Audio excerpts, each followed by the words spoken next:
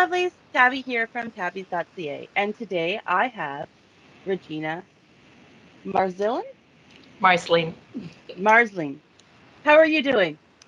I'm great. Thanks for having me. It's a pleasure to be here and to chat with you.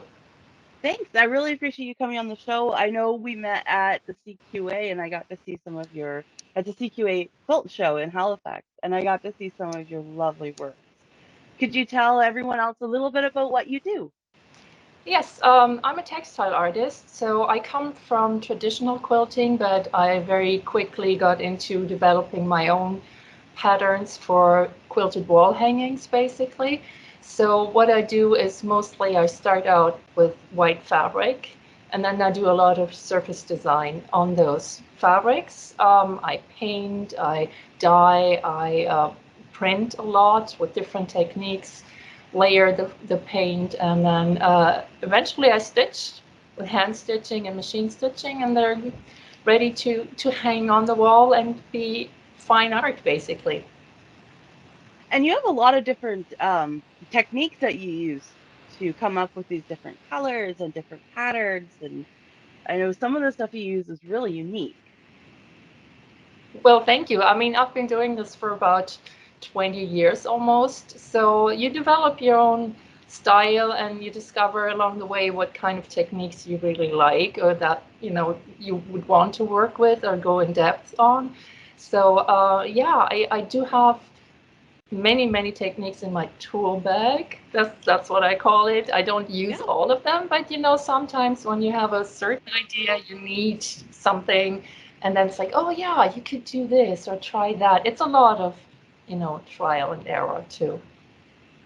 So is that how you learned? Like, how did you learn art quilt or quilting in general, really? How did I learn? I'm mostly self-taught. It's a long story if you want to hear it. I'm actually from Germany, so I don't have a background in textiles really. I didn't learn in school or at home, and I didn't know about quilts. And I certainly did not know about art quilts. That art form, it was new to me when I moved to Canada in 2003.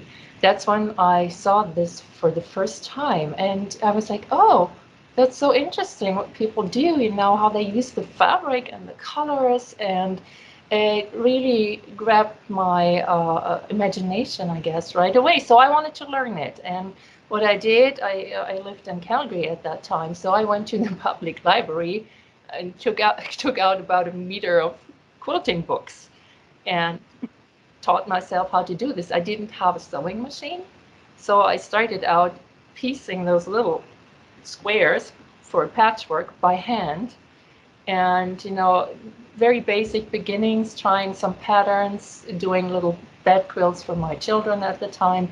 And then half a year later, my husband's like, I see you doing this all the time. Don't you think it's time we get you a sewing machine?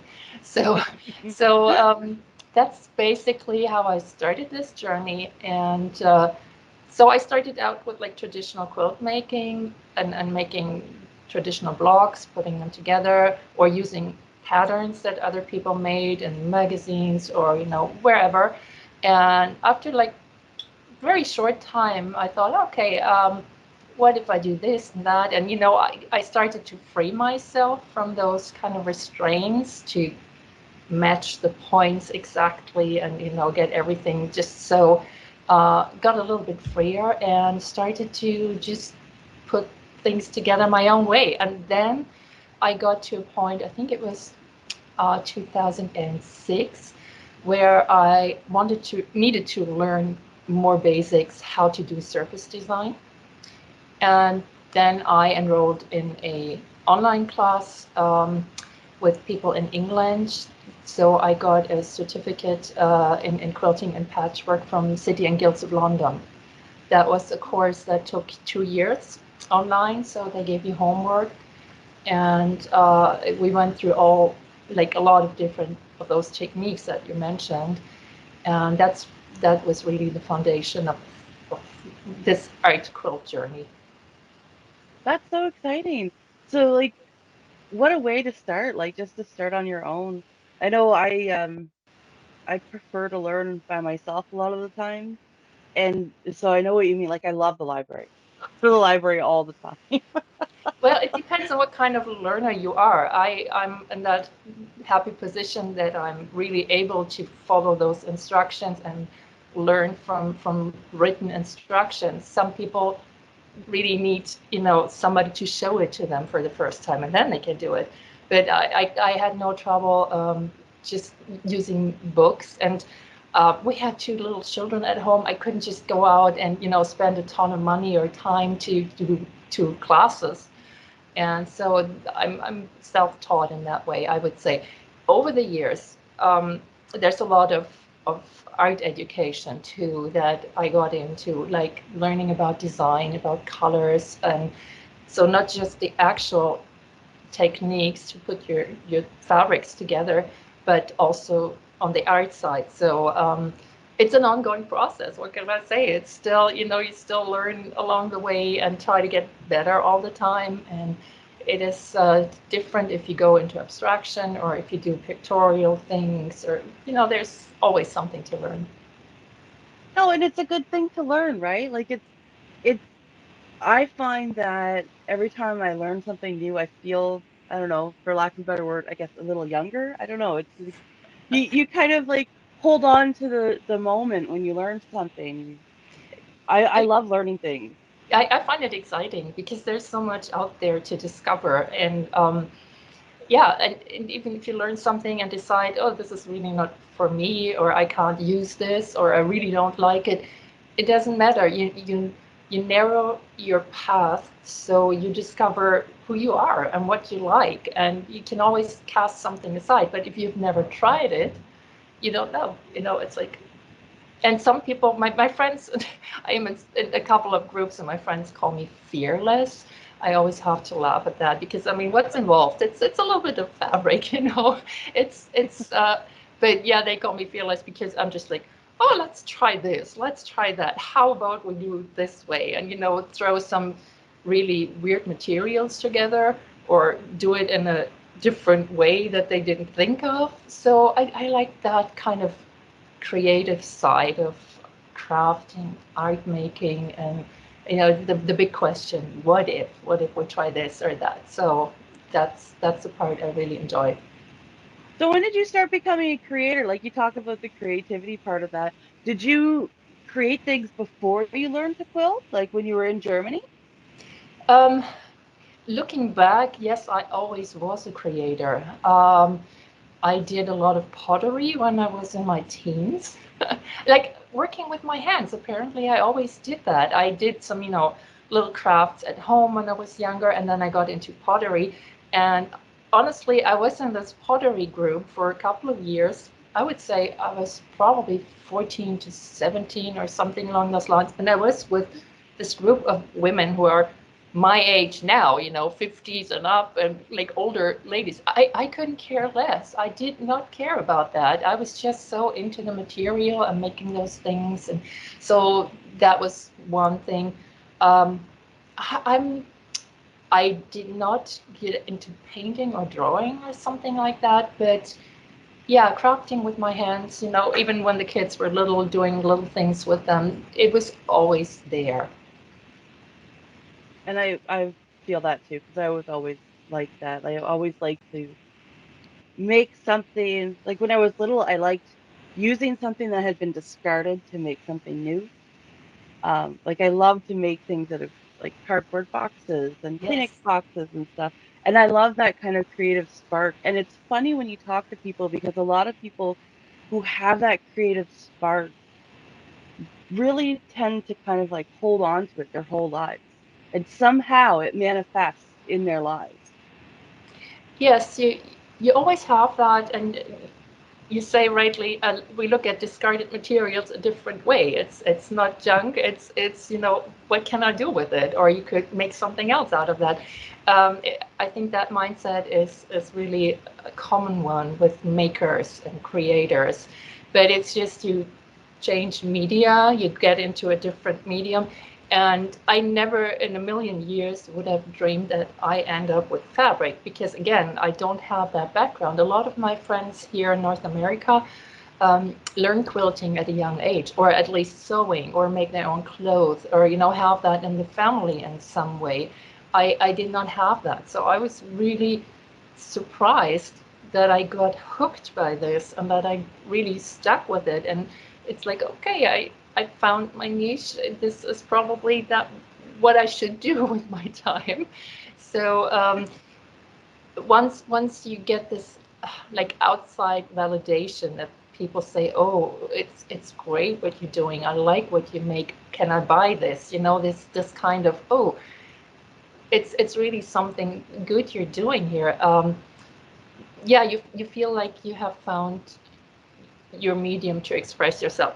Having said that, I also like to work with paper. I do collaging and a little mixed media projects on paper, or printing on paper as well. So you never know where the path might lead you, but it's good to have like so many options to try things out.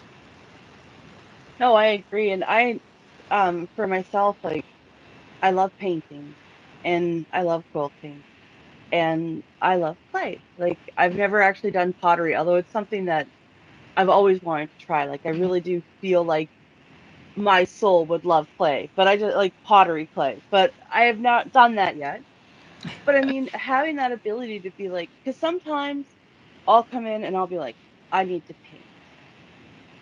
And I'll paint something. And usually at that point, it's like something really amazing or something absolutely terrible. But it's always one or the other. But then other times it's like I have to sew. Sewing is really, it's almost therapeutic for me. Like I love piecing. It definitely is, especially hand stitching. If you have really this kind of, slow work where you just sit and almost meditation, like do some stitching.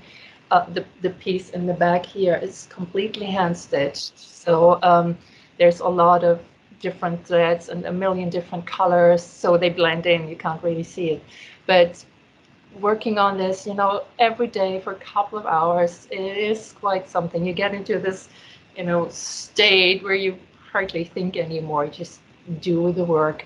And with other sewing, not so much, because I don't just, piece squares together. I have to really be aware of what I'm doing, so it can be even stressful. I do a lot of free motion work on my sewing machines. So I use the needle as a drawing tool. I move the fabric underneath the needle, so I get like curves, or you can draw with your needle a tree or a figure or whatever. That requires a lot of concentration, and I can't do that like for a long stretch of time. It's not this repetitive hand stitching motion. So it really depends on what you're doing. So sometimes sewing can be very stressful, especially if you have a deadline and you have to finish it and it has to be done by a certain time. And yeah, but overall, I agree. It is something where your mind can wander or rest or whatever. It's good. When you were talking about doing the thread painting there, I don't know what you call it. I don't, but like using the free motion to create characters and stuff, it automatically brought to my mind that singled out piece you made Yes. with the three figures. What a powerful, simple picture. Well, thank you. Yeah, it's definitely one of my more successful pieces in that it garnered a lot of attention. It was in some online exhibitions, and yeah, I'm proud of that piece because it's a very personal piece. There's a lot of my history in this piece. It depicts those figures, and I'm one of them. I'm the tall one. You don't see it here in this video, but I'm 6 feet tall. So people look up to me and it's like, oh, you're tall. Yes, I know. I've been like that my whole life. But it was for a themed exhibition, and the prompt was shame. So I thought about, okay, how can you even depict shame in a quilted wall hanging? What do you do?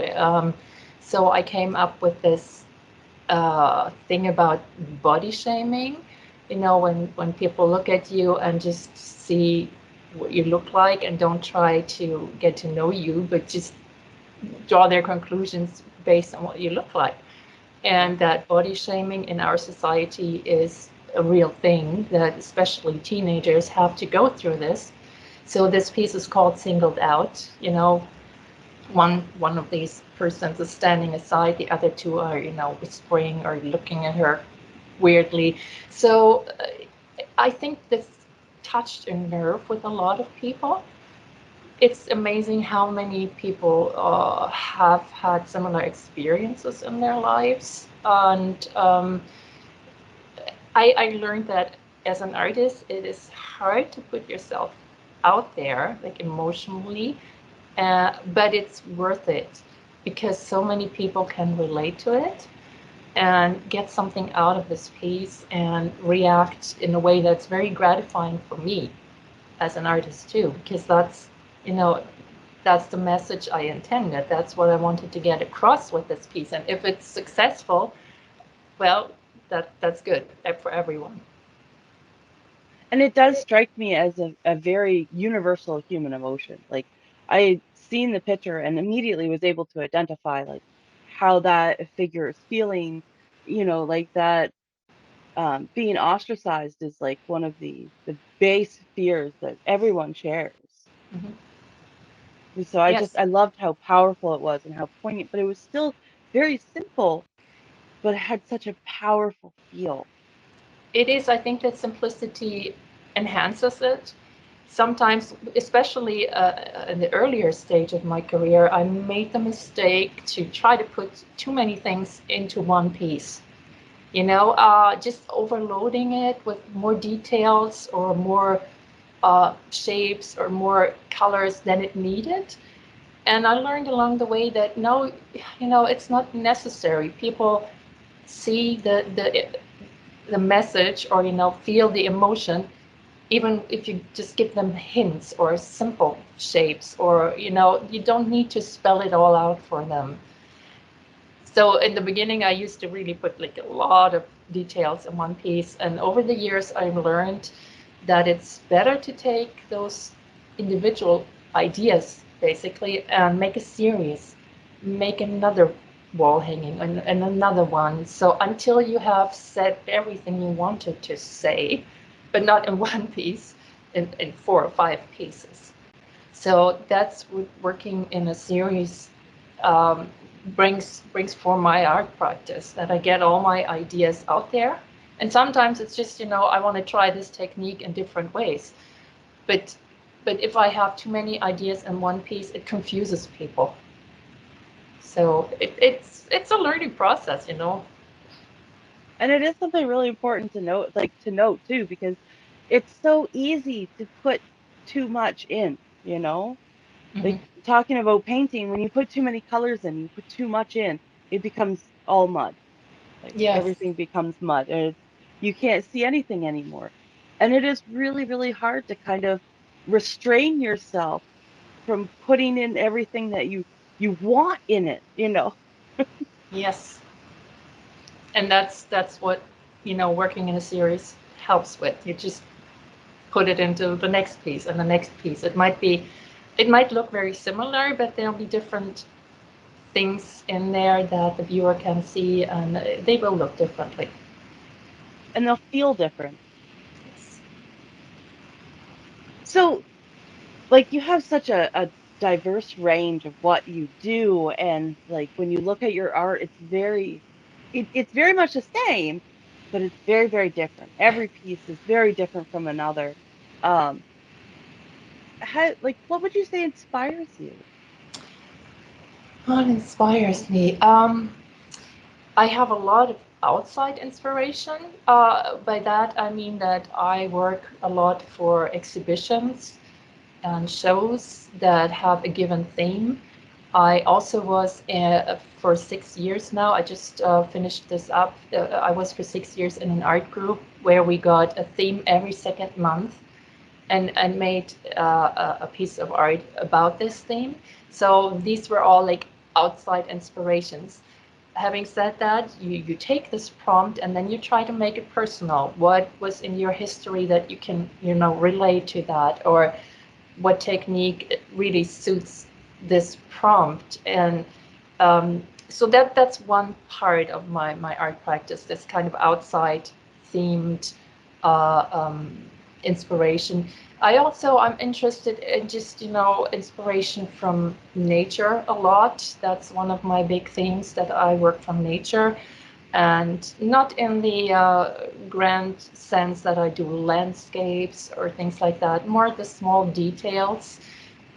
My whole series of prints from nature goes into the smallest detail. So I print with actual plant material. I use leaves and all those kind of things that I sometimes like overlooked. I use weeds and not the grand things, but the small details. Just the colors in nature inspire me. It could be a photograph from one of our travels where we went to. We travel a lot in Europe, and so I made pieces that were inspired by buildings or architectural details or things like that. Um, it's, I don't know, it's the world around me, I guess. But as I said, oftentimes it's those loosely themed shows as well. And when you talk about being inspired by art, or inspired by nature, that was really evident when I seen you at the CQA Halifax show. What you were presenting there was amazing. And like there were leaves and then like smaller plant pieces. Like, can you talk to us a little bit about how you made those pieces? Because when we were talking about the process, that was so interesting to me. Yeah, thank you. First of all, I'm glad you like those pieces. It's one of my favorite techniques to use on fabric. So what I do is I print on a gel printing plate. That is a very soft, squishy gelatin plate that you can either make yourself with actual gelatin, or you can buy them in different sizes, and that's what I use because they really hold up for years and years to repeated use. Um, I lay down a layer of color with acrylic paint, and then I put down my plant material, put the cloth on top, and rub it over. So I take a print, and where the plant material was, you have a white spot on the fabric. You start with white fabric, but then you can go in and remove the plant material and take another print.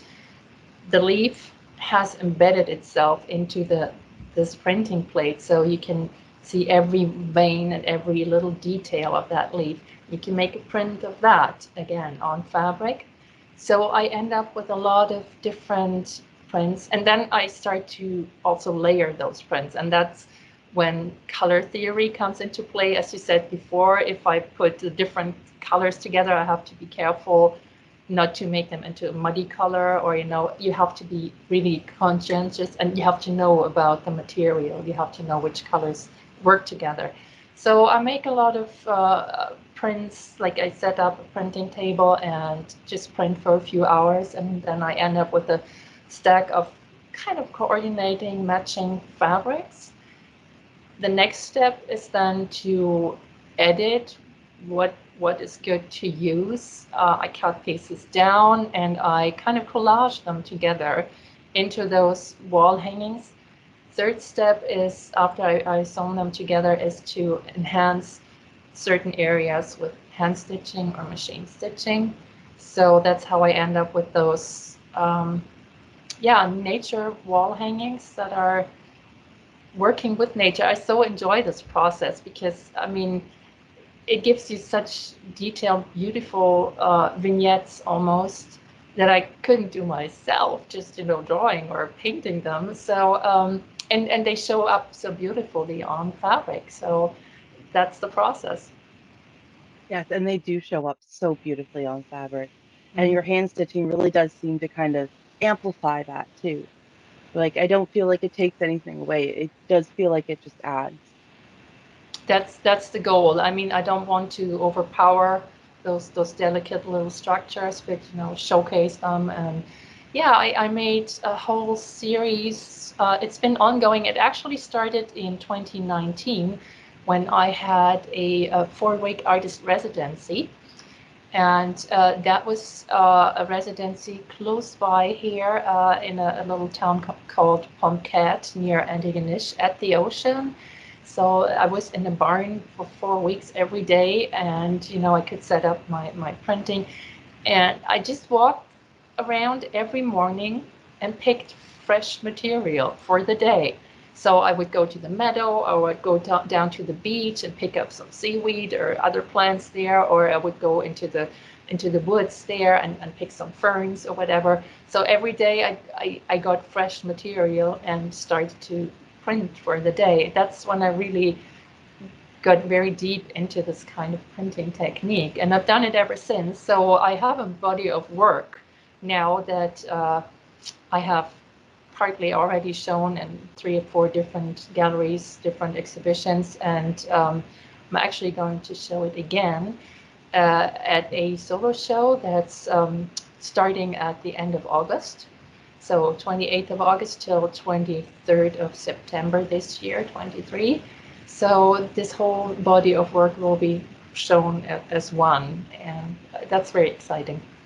And where is that again that people could see It's in that? Truro, Nova Scotia. In So that's, Truro. yes, in Truro. So it's a small commercial gallery called Visual Voice Fine Art, and she was really happy to showcase something different. As you said, it's a very different technique that not a lot of fabric artists are using. I see it more done, this kind of printing, I see it more done on paper, but on fabric it's not so common. It's new, and so she thought it was exciting.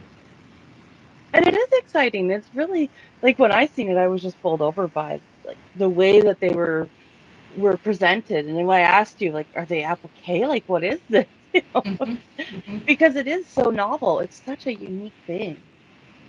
Well, I'm not the first one to do it, but as I said, it's not a lot of people, and to do this like over the years and in depth, yeah, it's really one of my specialties by now. This kind of gel plate printing. In fact, the whole piece here behind me was done with that technique as well. But instead of using the plants as a resist material, I used torn paper shapes. So the round shapes, or these kind of stripes, that's just ripped paper strips, and then layered with different colors. And so, yeah, that's what I do. It's all printed. You start with white fabric. How unique. That's so beautiful. I love the there's got to be a certain amount of fear to it too, because you aren't in complete control of the way that the dyes are and stuff. There's got to be a lot of differences from what you really see in your mind's eye to what's on the paper or on the fabric, really. Yes, yes. You have to be certainly open to surprises. Not everything goes how you anticipated. And the good thing is you print a lot of fabric and you edit. You just don't take what did not work out, and you take the good parts, and you never use all of it. Good thing is it mostly can be printed over again. Or sometimes I do something where I have even a finished piece where I take liquid dyes and just paint over it, or I take a roller and put down a layer of white paint all over it, so to alter the colors or the whole design. So there's a lot of ways you can rescue things, I guess. So yeah, it's hardly ever that I throw something out completely. But you're right, you have to be, flexible. And the way I work is not super planned out. I do have an idea. I know what I want to do when I start a new piece, but I'm also very open to, surprises when I put things together and see it doesn't really work that way, but it works this way. Let's do it this way. So, yeah, you have to be a little bit flexible. I love that because you do have to be flexible in pretty much anything in life. You really have to be flexible because any type of rigidity will end up biting you in the end. Yes, and again, that's the part I love about art making, is kind of, dialogue with your art. You put something up, and I have a design wall where I, put some pieces of fabric up, and then they kind of speak to you, right? They say, They oh, do. it's too dark here, it's too bright here. Put something in between those two, or so you start this dialogue. You take another piece of fabric and put it up there, and you edit and cut, and until you get to the stage where it's like, "Hmm, okay, this is good. Let's sew these things together, and see if that's really what you wanted. But sometimes if I work from a photograph, or I really have a really stricter plan, I really try to be a little bit more rigid. And rigidity does have its place, really. Um, It's more like a structure. You have to have um, a good design structure too. So if I work from a photograph, I have like, this is the photograph, and this is the part that I like and that I want to replicate in a way. I mostly like more abstract, but still this is the view that has a good composition. So I definitely want to keep that. I don't want to mess with that. So I try to, really get the sense of that composition. okay. So you were talking about being an artist in residence. Is that something you've done more than once? No, unfortunately, that was the only time, and it was not an overnight residency, too. So it was close enough to my hometown that I would drive home every night. But it still was, I guess it's similar to people having a studio outside of their home. So I really would like drive to work every morning at 9 o'clock, and I would stay till 5 o'clock, right? And that was a novel experience for me. Just being there with my art material, no distractions, no, oh, I need to do the laundry, or, oh, there's, somebody's calling, or whatever. It was so focused, and that's the part of an art residency that I really enjoyed and that I would love to do again. Um, and I would also love to go to some really different places. I know there's like people that have gone to Iceland for artist residencies, or Spain, or whatever. Having a really different environment, which is always so beneficial, because it sparks so many new ideas. The light is different, the colors are different, the food is different. So I think I would enjoy doing that again. The hard part is really like packing up all your supplies. I do need a lot of supplies. So if I would go somewhere for a couple of weeks, sewing machine, fabrics, threads, paints, printing plates, fabric, and more fabric, and you would still probably miss this or that once you're there, which forces you to be, a little bit more inventive, I guess, and a little bit more flexible. But I would recommend an artist residency for anyone who could, do it, take the opportunity and do it, because I think it's brilliant, especially if you also have other artists doing this at the same time, and you have like a little community where you talk about your art, see each other's art. I think that would be wonderful. That would be wonderful. Yeah, and It, then the nice thing for me was with this residency, it was a public place.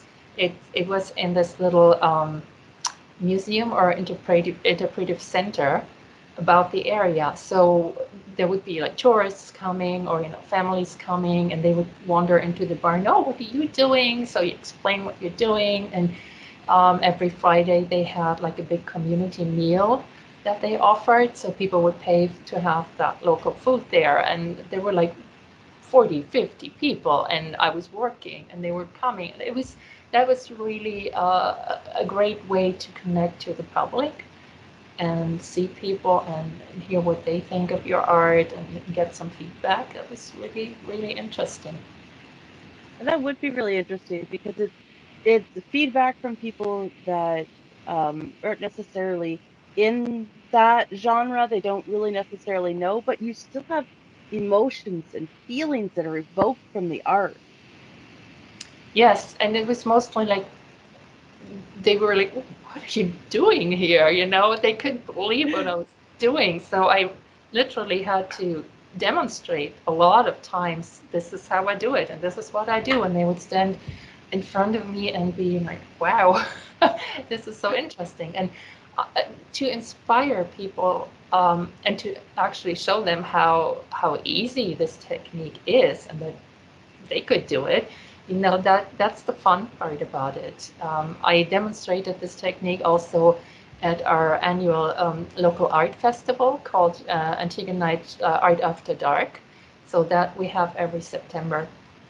And I had one year, a couple of years back, maybe 2018, where I demonstrated this. And I was scheduled to show it for 2 hours. I ended up doing it for 4 hours because Oh, people were just, you know, they couldn't stop watching and asking questions. And uh, art teachers coming up to me and, how did you do this? I want to do this. And it was kids, you know, kids coming a lot and, oh, can I try this? Can I do that? And that's so rewarding for me to be able to showcase what I do in this way. I've done quite a few projects like that over the years. that's so exciting because, the only thing better than doing is sharing that love of what you're doing.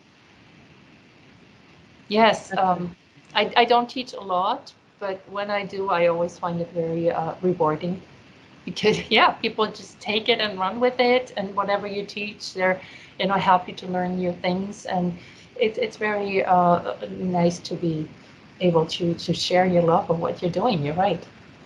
Yeah, and what you're sharing with them is not necessarily like a pattern. It's not like they're going to be able to replicate exactly what you're doing, but they're able to use these techniques to find a way to showcase what they want to represent.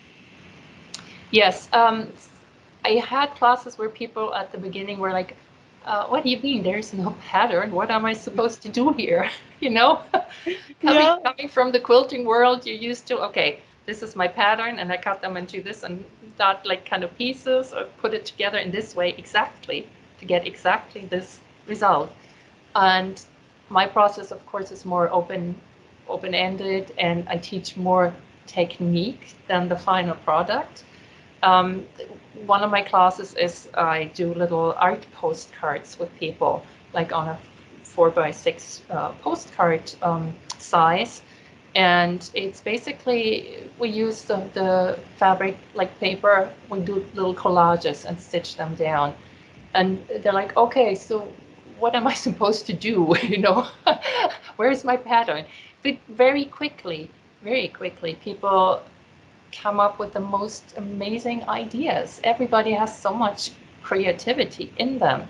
And if you just, you know, tickle people a little bit, it just pours out. It just, you know, once they free themselves of this kind of thinking, oh, I have to follow a pattern exactly, then it's, oh God, yeah, I'm usually blown away by what people do every time I teach.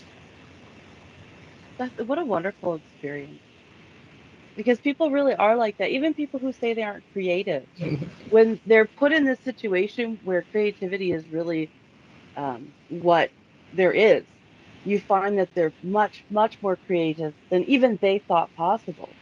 Yes. And that's the good thing about those classes, because at the end they're so happy about the result and so proud of themselves, as they should be. And I hope it, you know, it shows them they don't need a pattern all the time. They can try something for themselves and express themselves. Yes.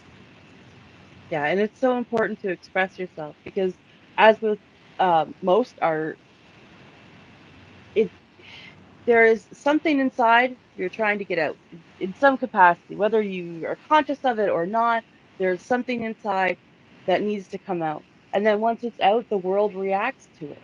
Yeah, it's very personal. Even if you have a pattern, it's still, it's like you pick the colors. Your colors are so personal to you, what you prefer and why you like this color next to that color. And your neighbor in the class wouldn't do it because she doesn't like those colors. So even if you look at the simplest thing, like just putting some shapes together in different colors, everybody's piece is going to be so different because we all have different preferences and do it different ways. And um, if I teach a class and I like put a pile of fabric in the middle and see what people pick and choose from that, I'm always like, I would not have done this, or pick that fabric. Oh, I hate this fabric. Why are they using it? And of course, they do something amazing with it, right? Yeah.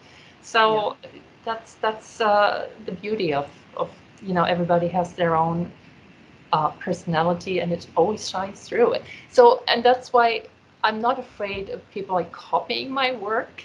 I heard that quite a few times because, as you know from the conference, I'm sharing my process and my ideas Yeah. quite freely and openly, and I tell people like everybody could do this probably, but they would do it in a different way, and so I'm not afraid of somebody copying my work because I know it's not possible. Yeah. Well, they can make the same shapes, but they'll never make the same quilt. It will never have the same energy and vibrancy that yours will. Theirs will be different. Yes.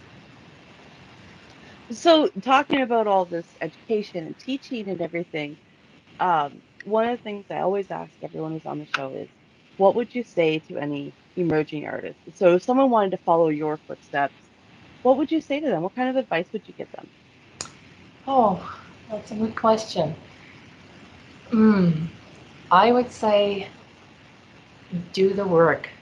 Don't give up. Don't get like discouraged by small mistakes or no response to your pieces, or being, not getting into shows all the time when you apply or something like that. Don't get discouraged, but just put in the work, because the more pieces you make, the better they will be.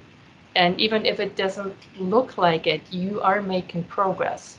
So just, produce 100 pieces, 99 of them might be not good or not to your liking, but then you have the one that is really a winner. And if you don't make 100 pieces, you will never get to that winner. It's probably not the advice that some people want to hear, but you really have to put in the hours and you really have to put in the work and educate yourself about your field and your techniques, and experiment as much as you can.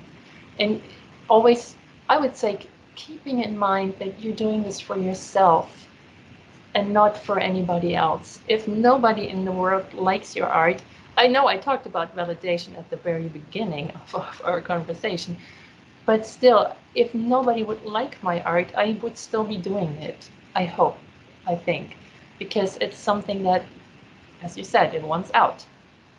So, and just keeping your hands busy that way, keeping your head busy that way is so good for you.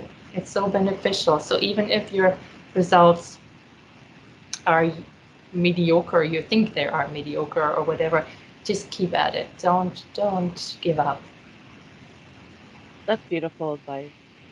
Thank And you. I like the way you say if you think it's mediocre, because in my experience, a lot of times what people view of their work, like their own work, and what others view of their own work is not the same thing. Yes, you're so right.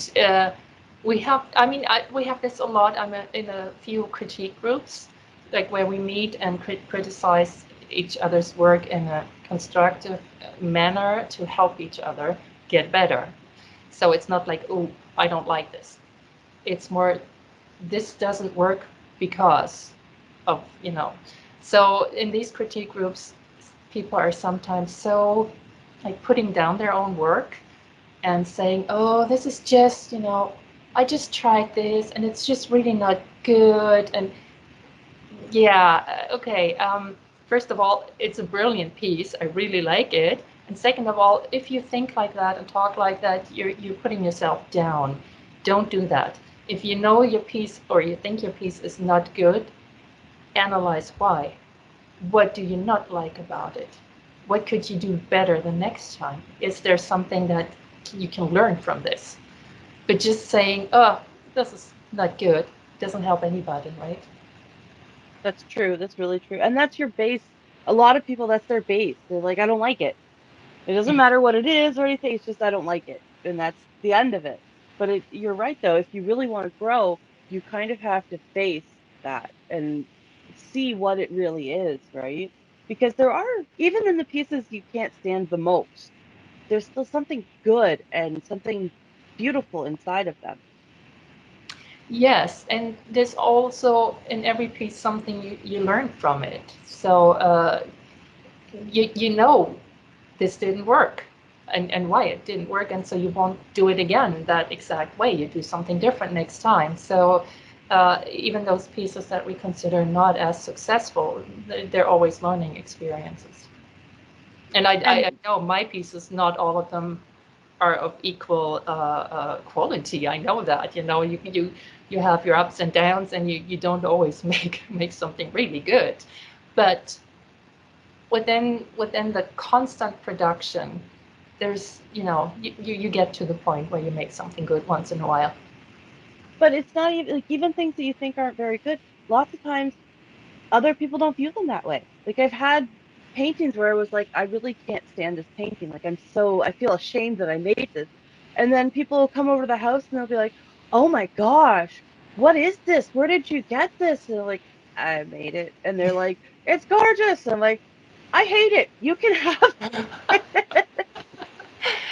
Yes, it. and that's true. We are our own like worst critics sometimes, and we forget that people don't really know what goes into making a piece, and that they see things differently from us. You're right. And it's a good thing though, right? Because it does help us as artists kind of reframe things and decide that things that maybe aren't as terrible as we thought they were originally. And anytime you're able to look at something and grow from it, it's a worthy endeavor. Exactly. And you've done lots of growing because you've been so connected internationally with different quilt guilds and the different shows. um, Currently you have one, or just a little while ago you had one in a Taiwan quilt exhibit. Yes, I had two pieces in that exhibition. They just returned actually a couple of days ago from Taiwan. That was with one of the international art groups I'm in. I was talking earlier about this group where we get a prompt every second month that I was in for 6 years. The group is called Cloth in Common. So that's a textile art group. And that was the exhibition was with this group. So they showcased our work. And it was the second time actually that we were showing in Taiwan. So it was very exciting to send your pieces halfway around the world and know they have been seen by people there. It's a wonderful thing to have pieces traveling internationally or even in your own country. I've been doing this over the years quite a bit, yes. Yeah, like I've seen when I was going through your Instagram, you had one, you had taken a trip to Austin, and when you got off the plane, one of your pieces was hanging in the airport. Yes, again, with a different art group that is mainly located in the States, like all over the United States, and a few members in Canada. So it pays off to be a member of international art groups to have those kind of opportunities. So I'm happy to be associated with them. This group is called Art Cloth Network, and there's seriously good people in that group. It's like 35 members and very high quality. And it's good because it forces me to do my best work for those kind of exhibitions. I really, try my best and take it very seriously. But then it's very rewarding if you get into exhibitions. At the moment, I'm showing in two shows in the United States with that group. One is in Lacona State, Washington, in a museum, and another one is in Pennsylvania in a museum of industry, I think. So yeah, it's wonderful that my art gets to travel and people see it, and uh, even here in Canada or even locally, I am always honored to be included in those kind of exhibitions. That's awesome. Like I couldn't even imagine how proud you must be of the pieces you've made. Like when you made the piece for Donna Strickland, who was the Nobel Prize winner for Yes. her work with the chirped pulse amplification, and you made the piece chirped. I make that piece. It's very loosely based on her work. I looked at her work and decided what design would be transferable to my way of working, like what from her work, what visuals could I take and make them into an art quilt. And I came up with the idea of those waves that really were printed onto fabric with my gel printing technique that I described earlier. And she was at our local university here and in the physics department and giving a public talk. And as a gift, she got this little, it's a tiny little quilt, but yeah, it was a very personalized arty gift for her. So it's wonderful to know that she got this, and she was, um, quite astonished with the concept that I looked at her work and tried to put that into fabric. And that's one other thing that I like to look at scientific concepts and kind of visualize them in my art in some ways. I made a few pieces, not many, but I made a few pieces like that. And to have I that in love the that. collection of a Nobel Prize winner, of course, is very special. Oh, of course, that's something like that's one of the highlights, right? Top line of the resume, you know. Yes, I think it is. Yes. And it really is a beautiful piece too. Like the colors are very vibrant, and I love the design you chose because it really does look just like that kind of sound amplification. Like it's just I love that. I think it's gorgeous. Well, thank you. Yeah. Yeah, so it's really been kind of cool to watch some of the stuff you've done. Like I didn't know about you until the quilt show, and then when I looked up everything, like it's astounding what you've been able to accomplish in the 20 years that you've been doing this. Well, thank you. Yeah, I mean, I like to keep busy, I guess. And I'm also a person, I have a hard time saying no to upcoming opportunities, which is sometimes a little bit crazy, but it has given me so much over the years, like this artist residency, like the opportunity to make this piece for Donna Strickland, or I do a lot of public art projects here in town where people do work with me on larger projects. I just have a hard time saying no to any requests, I guess.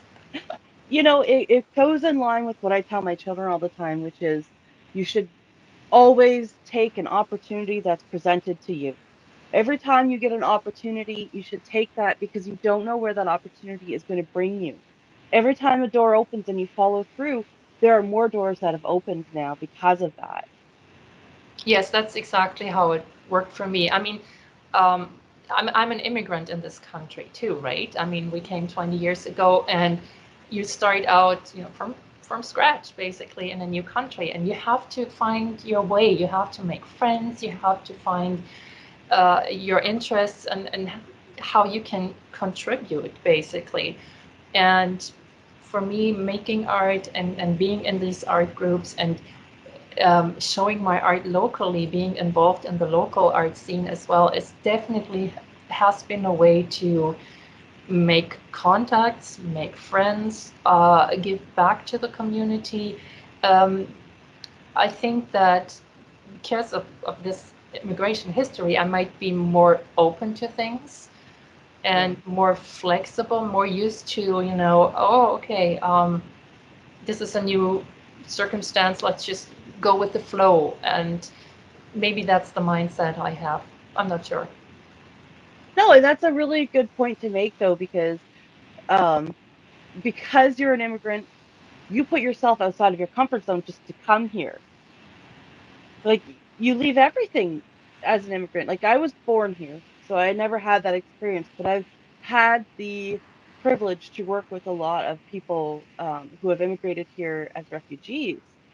And the idea that you leave everything you know, everything that you've understood in your world to come to a different country which has different everything. I mean, it would be such a daunting idea to It leave everything. it wasn't that daunting for us, honestly. I come from Germany, and it as a Western European country, it's kind of, more similar to Canada than maybe if I had come from, a different continent or a totally different culture. I still feel like there's a lot of commonalities, the values, and even some like the historical things, and it's not that foreign to me. So and I knew the language, so I was definitely at an advantage here. So it never felt like, oh, this is a totally different, like if I would emigrate to China, I'd be totally lost, right? But Yeah. coming here, the language is familiar, the mindset is kind of similar. So it wasn't as big a step, but I mean, of course, you have to start from fresh and build your life here. And in that sense, yes, it is daunting, but it wasn't a hardship, not really. I guess the word I wasn't, I guess not really daunting as much as scary, really. Like, we moved here to New Brunswick from Ontario 6 years Mhm. ago. And at that time, I had never left Ontario. And we knew no one here in this province when we moved. And I've never been outside of Canada, so I don't know that either. But when we moved from Ontario to New Brunswick, there was a big difference in the culture, and just that difference in culture. I mean, I still speak the same language and in the same country with the same laws and everything, Mhm. but just the culture change was such a hard thing to kind of um you, you don't realize how big the world is until you make a change like that. Yes. Yeah, it probably helped that we had lived in Australia before as well. So we came from Germany, went to Australia for 2 years, came back to Germany for a couple of years, and then moved out to Canada, first to Calgary and then to Nova Scotia. So I guess this first experience being in Australia definitely helped us come here because yes, you've been around and the language and everything, and you know the process of moving internationally. So that definitely helped. That first step going from Germany to Australia was definitely the bigger step. That was quite an interesting experience, but it also worked out. Well, I'm so happy that you decided not to stay in Australia and ended up coming here to Canada, or I probably wouldn't have met you, and I'm very thankful to have met you. I love what you're doing, and I'm Thank you. so proud of the works you've made. Like, the footprint you've left is amazing. Like, I'm just very excited to have met you. That's very good to hear because you know how studio artists are. They are all by themselves in their own little world, producing their stuff. And yes, I do show nationally and internationally, but it's still me in my little studio, and it's so important to get once in a while get feedback from the larger art world or craft world, or to be seen basically. So Oh, thank you for that, and thank you for the opportunity. no, I'm very thankful that you came on. I'm really like, I when I seen your stuff, I was like, this is phenomenal. And I love what you're doing because it's not something that's done every day. And that uniqueness is so important to art and to people and just to expression. So thank you so much. I really appreciate you coming on here and being a part of my show.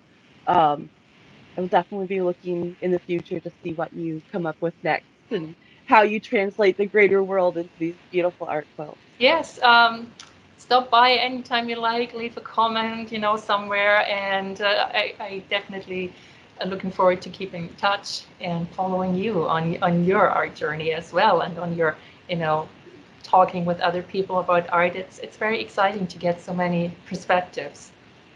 It's talking to the artist is probably one of my favorite things in the world. There's so much you learn so much. It's such a unique thing. But thank you so much. So I really appreciate you being on here, Regina. And if you like today's video, don't forget to like and subscribe, and I'll see you next time. Bye, my lovelies. Bye bye.